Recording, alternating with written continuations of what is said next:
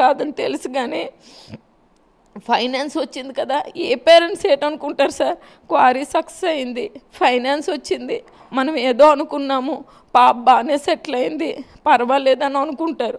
అనుకొని టెక్కల్లో ఇల్లు కట్టుకున్నాము, పర్లాకింట్లో ఫ్యాక్టరీ ఒకటి కట్టాము. తర్వాత ఆయన ఏమీ డబ్బులు ఉంచేవాడు కాదు. ఎప్పుడు వచ్చింది కూడాను రాజకీయాలతో కాంట్రవర్షియల్ చేసుకుని వచ్చింది సేవింగ్ చేసుకోవడం అట్లాంటిది ఏమి ఉండేది కాదు. ఇష్టానుసారము రాజకీయాల కింద ఖర్చు పెట్టడము చేయడము చేసేవాడు. అయితే నాకు ఫైనాన్షియల్ ప్రాబ్లం అనేది నేను ఎప్పుడు చూడలేదు. సో దాన్ని ఎలా సేవ్ చేయాలనేది నాకు తెలియదు. సో అట్లా లైఫ్ వెళ్ళిపోయింది. వన్ ఫైన్ మార్నింగ్ క్వారీ అయిపోయింది. క్వారీ అయిపోయిన తర్వాత మేము రోడ్డు మీద పడిపోయిన నుండి మళ్ళీ నేను నా లైఫ్ సర్వైవల్ అతనితో సంబంధం లేదు. మా పేరెంట్స్ మీద డిపెండెంట్, మా సిస్టర్స్ మీద డిపెండెంట్. వాళ్ళ పలాస నుండి ఆయన సంగతి మీకు తెలుసు, ఒక్క రూపాయి తెచ్చింది లేదు, ఎవరు మాకు హెల్ప్ చేసింది లేదు. మా సిస్టర్ దగ్గర నుండి 1,50,00,000 తెచ్చాను, తెచ్చి ల్యాండ్ కొన్నాను 5.5 acres. అది కూడా నేను అప్పుడు వచ్చినాడు ఇబ్బంది పడుతున్నాడని అతను బ్రదర్కి రెండో వైఫ్ ఉంది, మెట్ట రమ అని చెప్పేసి ఆవిడ పేరుని దువ్వాడని లేదు, మెట్టని ఉందని ఆ ల్యాండ్ రాశాను. ఆ ల్యాండ్తోనే ఇది పెట్టి ఇక్కడ ఇల్లు కట్టాడు. నేను సార్ ఇంకొకటి పర్సనల్గా నేను క్యాజువల్గా మాట్లాడుతున్నాను, it's not an interview, nothing, పక్కన పెట్టండి. నేను బాధపడుతుంది ఏంటి అని అంటే, ఇదే పని వాళ్ళ అన్నదమ్ములకు కూడా ఆడపిల్లలు ఉన్నారు, పలాసలో ఇల్లు కట్టి చేసుకోమనండి. ఈ ఆస్తి అమ్మేసి పలాసలు కట్టుకోమనండి. నాకు వద్దు, పలాసలు కట్టుకొని వాళ్ళ ఫ్యామిలీ ఎఫెక్ట్ అవనియండి. ఇక్కడ టెక్కల్లో నుండి ఆ ఇంట్లో నుండి ఒక ఇల్లీగల్ అఫైర్స్ని పెట్టుకొని ఆ లేడీ కోసం టెక్కల్లో తెలియని వాళ్ళు లేరు.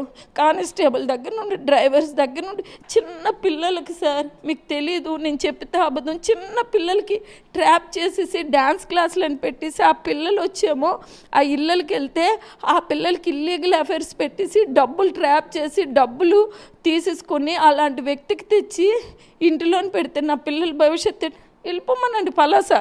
నేను ఇప్పటికే అంటున్నాను, మాకు ఆ ఇల్లు అమ్మేసి పలాస వెళ్ళిపోమనండి. అప్పుడు వాళ్ళ ఫ్యామిలీ ఎఫెక్ట్ అయితే తెలుస్తుంది. నా ఊరు నా ఇంటికి వచ్చి నా పిల్లలకి లైఫ్ డ్యామేజ్ చేస్తుంటే నేను ఎలా భరిస్తాను సార్?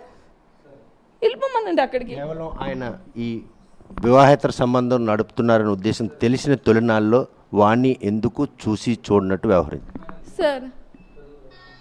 సార్ నేను మీకు ఒక మాట నేను చెప్తున్నాను, ఆయన చాలా ఇంటర్వ్యూస్లో చెప్తున్నాడు నాకు ఇల్లీగల్ అఫైర్స్ ఉన్నాయి, నేను ఇంతకుముందు కూడా తిరిగాను. ఆవిడ సార్ నాకు మనస్సాక్షిగా ఏ రోజు కూడా ఆయనకి ఇల్లీగల్ అఫైర్స్ ఉన్నాయని తెలీదు. ఈరోజు నేను ఎలా ఫైట్ ఇస్తున్నాను ఆయనకి ఆ రోజు ఉంటే ఫైట్ ఇవ్వను సార్. ఆ రోజు ఉంటే ఇలా మీడియా ముందుకు రానా? చిన్న ఏజ్లో నేను రాను దాన్ని, ఈ ఏజ్లో పాపలు పెళ్ళి అయిన తర్వాత నేనెందుకు సార్ ఇల్లీగల్ అఫైర్స్ ఉంటే నేనెందుకు ఆ రోజు అలాగ ఊరుకున్నాను, ఈ రోజు అలాగే ఊరుకుండేదాన్ని కదా. ఎవరికి చెప్తాడు అతడు స్టోరీసు? ఏం మాట్లాడతాడు? అతనుకుంటే బ్యాక్గ్రౌండ్ ఏంటి? నాకు తెలుసు అతను ఏ ఆడదాని మొఖం చూసినట్టు లేడు. ఫస్ట్ టైం దీని ట్రాప్లో పడ్డాడు. ఏ ఆడదాని మొఖం చూసిన మనకు తల్లులు తండ్రులు ఉన్నారు, అన్నదమ్ములు ఉన్నారు, ఎంతోమంది లేడీస్తో తిరిగి ఉండొచ్చు, చేసి ఉండొచ్చు, ఎంతోమంది ఉంటారు. ఎవరు ఇలాగ ఇంత నీచంగా ప్రవర్తించుకోరు, ఎటో వెళ్తారు, ఎటో తిరుగుకుంటారు, ఎలాగో పడతారు. మాకు పిల్లల్ని డ్యామేజ్ చేసి ఫ్యామిలీని డ్యామేజ్, ట్రాప్ అయిపోయాడు సార్. ట్రాప్ అయిపోయి అందరికీ తెలుసు, ట్రాప్ అయిపోయి ఆ ఇష్యూని బలోపేతం చేసుకొని మా మీద ఏదో డ్యామేజ్ చేసే ప్రయత్నం చేస్తున్నాడు. మాకేం తెలుసు సార్? చాలామంది కార్యకర్తలు ఉన్నారు, వాళ్ళందరికీ అడగండి. వీళ్ళు గడప తిరుగుతున్నప్పుడు మేడం వాళ్ళ పరువులు పోతున్నాయని బాధపడేవారు. వీళ్ళందరూ మా పరువులు పోతున్నాయి, మీరు దయచేసి మేడం చెప్పండి అంటే నేను ఇంటికి వచ్చి చెప్పేదాన్ని. ఆయన గడప ఈవినింగ్ ఆఫ్టర్నూన్ 1 or 2 అయిపోయేది. నేను చెప్పేది ఇదేంటిది క్యాడర్ కంప్లైంట్ ఇస్తున్నారు, ఆవిడెవరంటే లేదు వైశ్యాస్ ఓట్స్ ఉన్నాయి, ఆ ఓట్స్ ఉన్నాయి, ఈసారైనా నేను గెలవద్దని ఇలాంటి మాటలంటే మళ్ళీ వీళ్ళకి నేను కన్విన్స్ చేసేదాన్ని. అదేంటిది వైశ్యాస్ ఓట్లు ఉన్నాయంటారు, ఫోన్లే ఎలాగో ఒకలాగా మనం గెలవాలి కదా అని నేను ఒక పాజిటివ్ మైండ్తో తెలియదాన్ని. దాన్ని ఏమంటున్నాడంటే నా ఇంటికి వస్తే నా ఇంటికి వందలాది మంది లేడీస్ వస్తారు సార్, చాలామంది వస్తారు. అలాగే ఏ లేడీస్ నేను ఒక politician, I'm not an house wife. Before him నేను కంటెస్ట్ చేశాను, నేను ఒక జడ్పీటీసీ. మా ఇంటికి చాలామంది లేడీస్ వస్తారు, మా ఇంటికి చాలామంది మనుషులు వస్తారు. మనం వాళ్ళకి ఎలాగ అనుమానిస్తామా? సో మీకు అనుమానం రాకపోయినప్పటికి కూడా ఈ విషయం ఫైండ్ అవుట్ అవ్వకముందే పాపకు మ్యారేజ్ జరిగింది, అంగరంగ వైభవంగా మ్యారేజ్ కూడా చేశారు.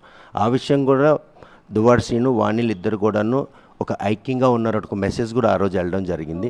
అనంతరం రాజకీయ ఆధిపత్యం అంటే మీకు నియోజకవర్గం ఇన్ఛార్జ్ తప్పించి ఆయనకి ఇచ్చారన్న అందుకనే శ్రీను మీద కక్షాదింపు వాణి పాల్పడుతున్నారు. కానీ మీరు చెప్పే దాన్ని బట్టి చూస్తే ఈరోజు వివాహేతర సంబంధం పెట్టుకొని ఈ టెక్కల్లో నివసిస్తూ పిల్లల భవిష్యత్తుకి భంగం కలిగే విధంగా ఉందని మదన పడుతున్నారు. అంటే రాజకీయ ఆధిపత్య పోరనుకోవచ్చో, కేవలం ఆమె పెట్టుకున్నట్టు వివాహేతర సంబంధమే ఈరోజు మీ కుటుంబాన్ని రోడ్డుకి. సార్ రాజకీయాలే నాకే కావాలి అనుకుంటే నా ఫ్యామిలీ నుండి ఆయన వచ్చారు, కానీ ఆయన ఫ్యామిలీ నుండి నేను రాలేదు. నేను 2004లో ఎమ్మెల్యేగా కంటెస్ట్ చేశాను, నేను 2001లో నా జడ్పీటీసీగా కంటెస్ట్ చేశాను. ఆయన నా తర్వాత రాజకీయాలు, నేనే అలాంటి